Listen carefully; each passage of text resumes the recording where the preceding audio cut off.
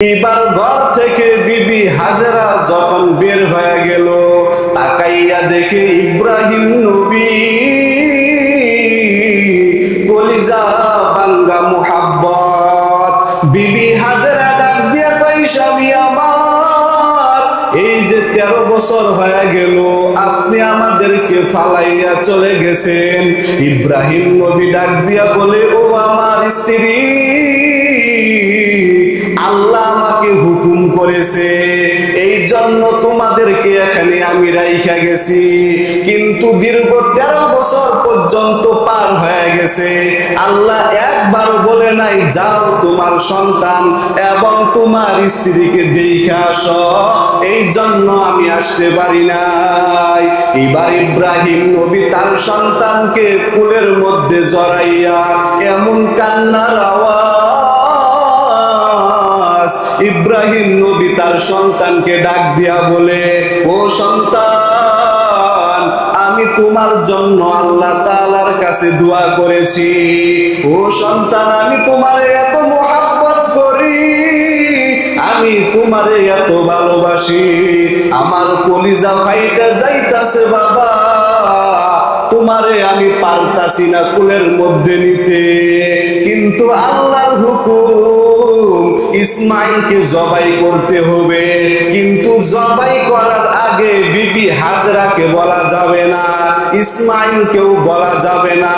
কুমোরের মধ্যে রশি লইয়া আর ছুরি লইয়া বিবি হাজরাকে ডাক দিয়া বলতাছে, তাড়াতাড়ি ইসমাইলকে সাজায়া দাও, ইসমাইল নবীরে গোসল করাইয়া দাও, আল্লাহর দাওয়াতে যাব। কার দাওয়াতে যাবে? আল্লাহর দাওয়াতে যাবে। তো বিবি হাজরা বুঝতে পারলেন না, ভাবলেন আল্লাহ তাআলা মনে হয় তার ছেলে এবং ইব্রাহিম নবীকে দাওয়াত দিয়েছে, এই জন্য তিনি এসেছে। তো বিবি হাজরা সুন্দরভাবে ইসমাইলকে সাজায়া দিলেন, গোসল করাইয়া দিলেন। এরপরে ইসমাইলকে লইয়া ইব্রাহিম নবী চলতেছে মিনা বাজারে, যে এখন যেখানে হাজী সাহেবরা কুরবানি দেয় ওই মিনা বাজার মক্কাতে। তো আল্লাহর নবী ইব্রাহিম সন্তানকে লইয়া যাইতাছে কুরবানি দিবে, কিন্তু ইসমাইল নবীও জানে না, বিবি হাজরাও জানে না। তো বাবা এবং ছেলে যাইতাছে, ওইদিকে শয়তানের মাথা গরম। শয়তানের মাথা কি গরম হয়ে গেছে যে এই পরীক্ষার মধ্যে যদি ইব্রাহিম নবী পাস করে, দুনিয়ার প্রত্যেকটা মানুষের কুরবানি দিতে হবে। কি দিতে হবে? কুরবানি দিতে হবে। শয়তান ভাবতাছে যেমনেই হোক আমি এই ইব্রাহিম এবং ইসমাইল বিবি হাজেরা তাদের পরীক্ষার মধ্যে আমি ফেল করাবো। কি করব? ফেল করাবো। তো শয়তান বিবি হাজরার কাছে আসিয়া ডাক দিয়া বলতাছে, ও হাজেরা, তোমার সন্তানকে জবাই করার জন্য ইব্রাহিম নবী মিয়া মিনা বাজারে চলে গেছে। তো বিবি হাজেরা ডাক দিয়া বলতাছে, বিবি হাজেরা ডাক দিয়া বলতাছে, ও শয়তান, দুনিয়ার কোনো বাবা পারবে না তার সন্তানকে জবাই করতে। শয়তান ডাক দিয়া বলে, ও বিবি হাজেরা, আল্লাহ হুকুম করেছে, ইব্রাহিমকে হুকুম করেছে ইসমাইলকে জবাই করবে। দেখেন হাজেরার কেমন তার ঈমান। হাজেরা ডাক দিয়া বলে, আল্লাহ যেহেতু হুকুম করেছে, আল্লাহ তো একটা আমার ইসমাইল দিয়েছে, আমাকে যদি 1000 যদি ইসমাইল দিত, আমি আল্লাহর রাস্তায় কুরবানি দিয়া দিতাম। বলেন সুবহানাল্লাহ। দেখেন মহিলা কি পরিমাণ ঈমানের পাওয়ার। তিনি শয়তানকে বলতেছে, আল্লাহ যদি আমাকে একটা তো মাত্র ইসমাইল দিয়েছে, যদি 1000 যদি ইসমাইল দিত, আর আল্লাহ যদি বলতো, ও হাজেরা, ইসমাইলকে তোমার সন্তান 1000 সন্তানকে জবাই করতে হবে, আমি আল্লাহর রাস্তায় জবাই করে দিতাম। শয়তান ভাবলেন এখানে আর ধোঁকা দেয়া কাম নাই, আমি হাজরার সাথে পাবো না। কার সাথে পাবো না? হাজরার সাথে আর পাবো না। শয়তান এবার চলে গেলেন ইসমাইলের কাছে। কার কাছে? ইসমাইলের কাছে চলে গেলেন। যাই বলতাছে, ও ইসমাইল, তোমাকে জবাই করার জন্য তোমার তোমার বাবা ইব্রাহিম সে পাহাড়ের মধ্যে নিয়ে যাইতাছে, তুমি তোমার বাবার সাথে যাইও না। তো ছোট্ট মানুষ, তিনি তো আর বুঝে না তেমন, তিনি তার বাবাকে ডাক দিয়ে বলতাছে, ও বাবা, তুমি নাকি আমাকে জবাই করার জন্য নিয়ে যাইতাছ, কি করতেছ? জবাই করতে নিয়ে যাইতাছ। তো ইব্রাহিম নবী ডাক দিয়া বলে, ও সন্তান, তোমাকে ধোঁকা দিতাছে শয়তান, তুমি এখানে পাথর মারো। কি মারো? পাথর মারো। ইব্রাহিম নবী এবং তার সন্তান ইসমাইল নবী সেখানে পাথর মারলেন। এরকম ভাবে 3 জায়গায় ধোঁকা দিছে শয়তান, 3 জায়গায় তারা পাথর মারছে। আল্লাহ তাআলার কাছে এত পরিমাণ পছন্দ হয়ে গেছে, কিয়ামত পর্যন্ত আল্লাহ তাআলা আইন করে দিলেন, যারা হজ করার জন্য মক্কায় যাবে, উমরা করার জন্য মক্কায় যাবে, হজ করবে ঠিক।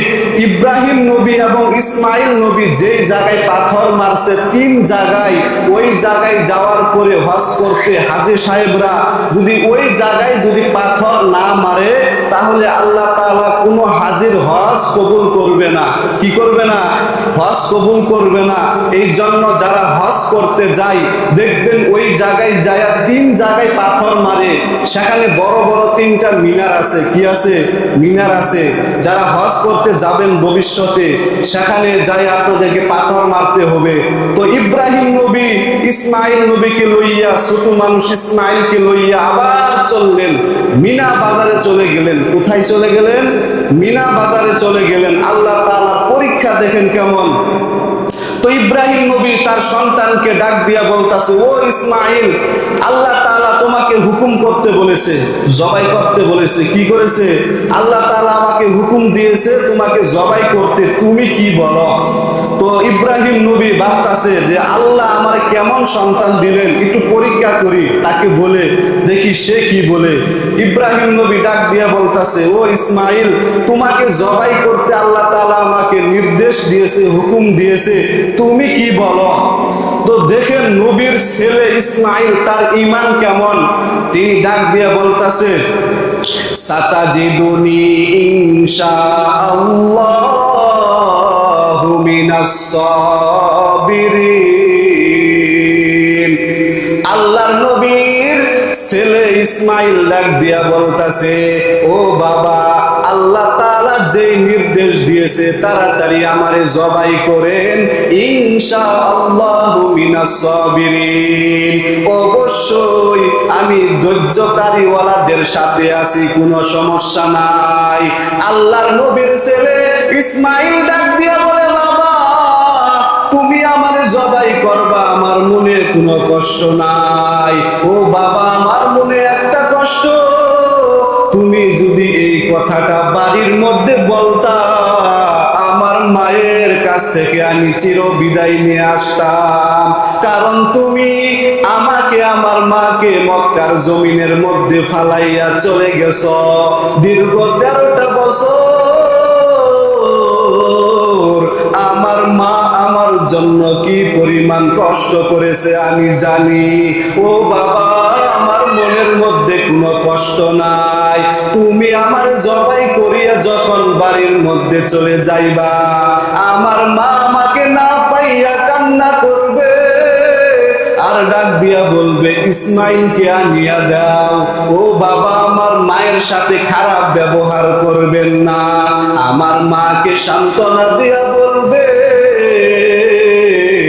ও হাজেরা, তুমি চিন্তা করিও না, ইসমাইল বলেছে জান্নাতের মধ্যে তোমার সাথে দেখা হয়ে যাবে। বলেন সুবহানাল্লাহ। ইসমাইল নবী ডাক দিয়া বলে, ও বাবা, তাড়াতাড়ি আমারে জবাই করেন, না হয় আল্লাহ বেজার হয়ে যাবে। তবে জবাই করার আগে আমার হাত 2টা বাঁধে, আমাকে জবাই করার আগে আমার পাও 2টা বাঁধেন। ইব্রাহিম নবী ডাক দিয়া বলে, সন্তান কেন? ইসমাইল নবী ডাক দিয়া বলে, বাবা, তুমি যখন আমারে জবাই করবা, কারণ আমার হাত, আমার পাও তোমার শরীরের মধ্যে লাগতে পারে, বেয়াদবি হয়ে যাবে, আল্লাহ বেজার হয়ে যাবে। এই জন্য তুমি আমার হাত বাঁধো, পাও বাঁধো। ইসমাইল নবী ডাক দিয়া বলে, ও বাবা, জবাই করার আগে তোমার চোখ 2টা বাঁধো। জবাই করবা, তোমার নজর যখন আমার চেহারার মধ্যে পড়ে যাবে, তুমি আমারে জবাই করতে পারবা না। কারণ আমি ইসমাইল তোমার সন্তান ভালো করিয়া জানি, তুমি আমার এত ভালোবাসো, এত মোহাব্বত করো।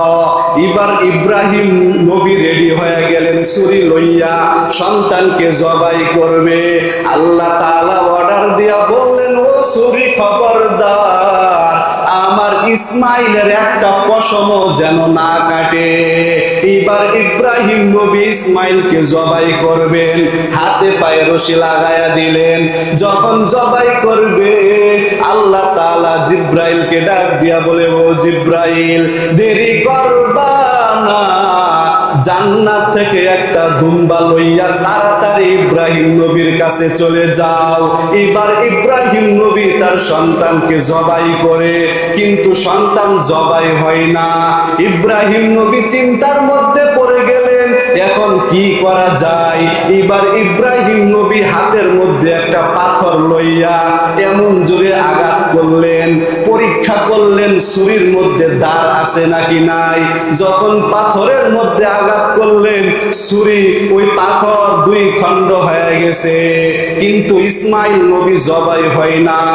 ইব্রাহিম নবী ডাক দিয়া বলে, সন্তান, তোমাকে জবাই করার জন্য দুইবার চেষ্টা করলাম, কিন্তু ছুরি দিয়া তোমার গলা কাটে না, তোমার গলা থেকে রক্ত বের হয় না। এবার তাড়াতাড়ি আসো, যতক্ষণ পর্যন্ত রক্ত না বাড়াবে আমি ইব্রাহিম ততক্ষণ পর্যন্ত ছুরি চালানো বন্ধ করব না। দেখেন ঈমানের কত পাওয়ার। আল্লাহর জন্য ইসমাইলকে জবাই করে, কিন্তু জবাই হয় না। আল্লাহ তাআলা ওই দিকে নির্দেশ দিয়েছে, ও ছুরি, ইব্রাহিম নবী ইসমাইলকে জবাই করতেছে, একটা পশমও যেন না কাটে। তো ইব্রাহিম নবী যখন জবাই করতেছে, রক্ত বের হয় না। জান্নাত থেকে একটা দুম্বা লইয়া জিব্রাইল আমিন আসতেছে আর তাকবীর দিতেছে, আল্লাহু আকবার, আল্লাহু আকবার। ইব্রাহিম নবীও তাকবীর দিতেছে, আল্লাহু আকবার, আল্লাহু আকবার। এরপর ইসমাইল নবী তাকবীর দিতেছে, লা ইলাহা ইল্লাল্লাহু, আল্লাহু আকবার, আল্লাহু আকবার। যখন ইব্রাহিম নবী যখন ইসমাইলকে জবাই করবে, তখন জিব্রাইল আমিন ইসমাইলকে সরাইয়া ছুরির নিচে একটা দুম্বা দিয়া দিলেন জান্নাতের মধ্যে। বলেন সুবহানাল্লাহ। কি দিয়া দিলেন? দুম্বা দিয়া দিলেন। ইব্রাহিম নবীর হাতের মধ্যে রক্ত লাগলেন। তিনি ভাবলেন, আমার সন্তান মনে হয় জবাই হয়ে গেছে, কিন্তু জবাই হয় নাই। এরপরে ইব্রাহিম নবী চোখ খুলিয়া তাকাইয়া দেখে একটা বস্তু জবাই হয়ে গেছে, একটা দুম্বা জবাই হয়ে গেছে, ইসমাইল জবাই হয় না।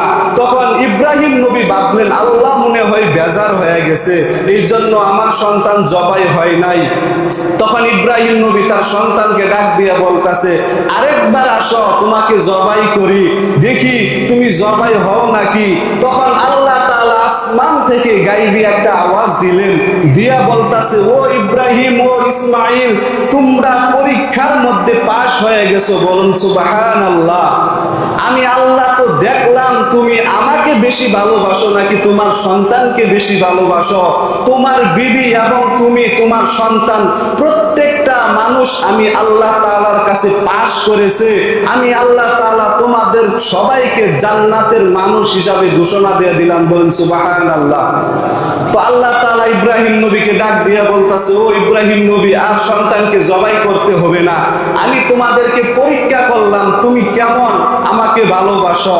তুমি এখান থেকে দুম্বা জবাই হয়েছে, এই দুম্বার গোশত তুমি বাড়িতে লইয়া যাও, তুমি খাও, তোমার সন্তানকে খাওয়াও, তোমার বিবি হাজরাকে খাওয়াও, এরপরে তোমার আত্মীয় স্বজন মক্কার আশপাশে যত মানুষ ছিল সবাইকে খাওয়াও। এই জন্য আমরা যারা কুরবানি দিব সামনে, একমাত্র আল্লাহর জন্য দিব। কার জন্য? আল্লাহর জন্য দিব। কাউকে দেখাবার জন্য আমরা কুরবানি দিব না। দুনিয়ার মানুষকে দেখাবার জন্য যদি আমরা কুরবানি দেই, কুরবানি হবে? কুরবানি দিতে হবে একমাত্র আল্লাহ তাআলার জন্য। এই জন্য আমরা আল্লাহ তাআলার জন্য কুরবানি দিব। কি দিব? আল্লাহ তাআলার জন্য কুরবানি দিব। এই জন্য আমরা সকলেই নিয়ত করব আমরা যেন কুরবানি দিতে পারি। দেখেন আল্লাহ তাআলা না করুক, আমাদের শরীরের মধ্যে একটা রোগ দিতে পারে, কিডনির সমস্যা হয়ে যাইতে পারে, হার্টের সমস্যা হয়ে যাইতে পারে, এক ধাক্কা দিয়া হসপিটালের মধ্যে শুয়াইয়া, রোগীর বেডের মধ্যে শুয়াইয়া 1-1.5 লাখ টাকা আমাদেরকে ক্ষয় করে দিতে পারে, পারে না আল্লাহ ইচ্ছা করলে? এই জন্য আমরা সময় থাকতে আমরা সকলেই কুরবানি দিব আল্লাহ তাআলার জন্য। আল্লাহ তাআলা আমাদের সবাইকে ইসমাইল নবী এবং ইব্রাহিম নবীর মতো কুরবানি দেওয়ার তৌফিক দান করুক। সকলে পড়েন আমিন।